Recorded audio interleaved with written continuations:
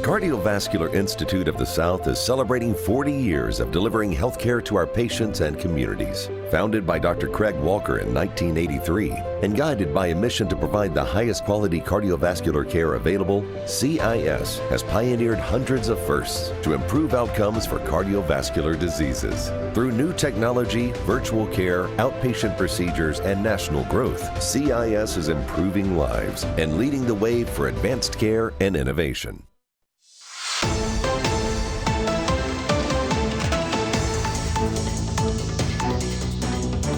Hi, everybody. Welcome back to Bayou Time. Harry McCullough here. We're going to start off with the Terrebonne Parish Sheriff's Office. And for that, we go to First Lieutenant Blake Tabor. How's it going, man? Holidays treating y'all pretty good? Good. So far, so good. We're holding steady, getting ready for the holiday rush. Yeah, it's always a big time. And, of course, we'll be going right into Christmas, right into New Year's, fireworks. And Mardi Gras right after that. All of those good things. Let's start off with a couple of incidents this week, pretty serious events. Sure. So, again, this one is an investigation from our Special Victims Unit, which, again, it seems like every time this topic comes up, we know that there's something pretty dramatic and serious that follows with that.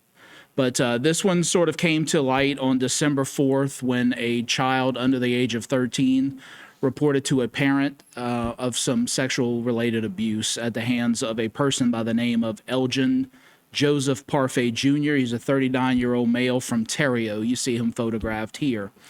Ultimately, this child under 13 reported the information that was given to a parent who in turn contacted our Special Victims Unit.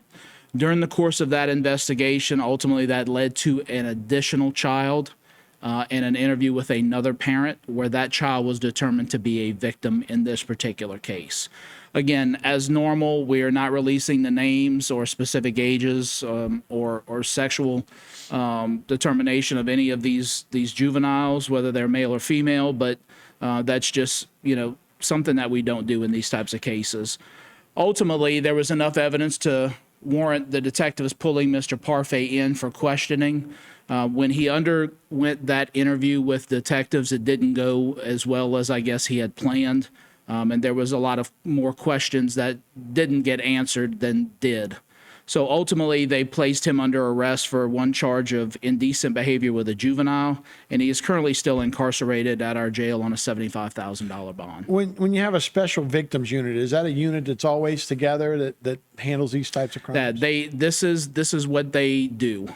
They are our resident experts in these types of cases, and they are some consummate professionals when it comes to this. So if he's still incarcerated right now, will he be, I guess, questioned more? I guess that's up to him too, as well. Yeah, I guess it depends on what surfaces in this case. Again, and it's unfortunate, but when we deal with these types of cases, oftentimes we see where there's one victim, it leads to someone else. There's been no indication, and I haven't been briefed as to anything about that involving this particular case.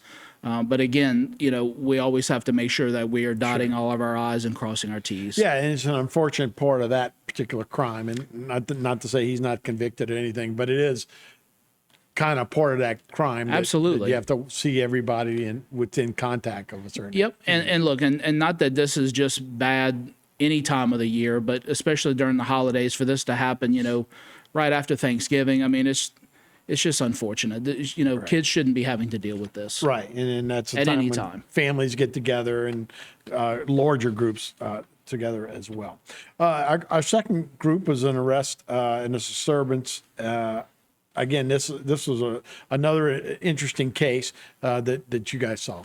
Yeah, so this one, on Facebook has kind of generated some laughs when it came to, the nuts and bolts of the case, if you will.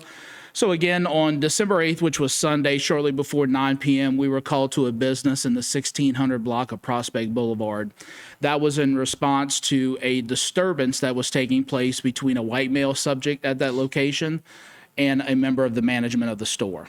Ultimately, what it boiled down to was that this particular gentleman was trying to complete a DoorDash transaction, and the meal that he was trying to pick up wasn't exactly prepared properly. So that led to a disturbance with management. Ultimately, that manager said that she was going to contact the sheriff's office if he did not leave, which in point he said, "I am a sheriff's deputy." So, of course, that caused her to have certain feelings. Ultimately, he did leave as she watched him, and she ultimately called the sheriff's office. As she watched him walk to his vehicle, he got into a white SUV, which in her words was very similar looking to an unmarked police car. Further that, when he was leaving the parking lot, he proceeds to use an onboard siren that is within the vehicle as he's leaving the parking lot at a high rate of speed. So again, fast forward, we get there. The details are given to our patrol division, who did a very good job. Now, look, this stuff sounds funny on the outside, but it could be very serious because we've had a lot of cases that have turned very serious, and impersonating police officers, nothing that we're going to tolerate or allow our community to have to deal with, because it's very scary. But ultimately, some pretty savvy patrol deputies began patrolling the area. One particular officer began to patrol the area of Carriage Cove neighborhood, which is very close to Prospect Boulevard, and located a vehicle fitting that description. Ultimately, they conducted a traffic stop on that vehicle and identified the driver as a Jared Anthony Revere. You see him photographed here. Ultimately, a roadside interview was conducted where Mr. Revere, again, was very cooperative. He admitted to the disturbance. He admitted to saying that he was a sheriff's deputy, and he certainly admitted to the fact that he has an onboard siren in his vehicle. So ultimately, after all of that evidence was culminated, he was ultimately arrested for disturbing the peace by loud and abusive language for his involvement in the store, and also false personation of a police officer. He was jailed, and he has since bonded out on a $5,100 bond by local judges. Yeah, that can be serious. I mean, you hear it all the time, and that's obviously going to make y'all job a little more difficult when you're trying to pull people over. Absolutely. When they go, no, I'm not stopping, I don't feel safe. Yep. Look, most times when we deal with this type of case, it's not so lighthearted. Right. Most times it's dealing with something very, very dangerous and much, much darker. Right. I guess he wants to get the food to somebody's house really quick. He must have but wanted not by something. doing it with a siren. Don't do it. Don't do it with the siren. And he didn't even have the food at that point. Right.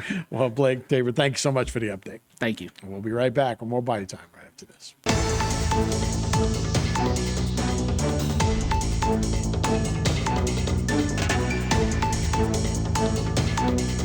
Today's social media segment is brought to you by South Louisiana Bank.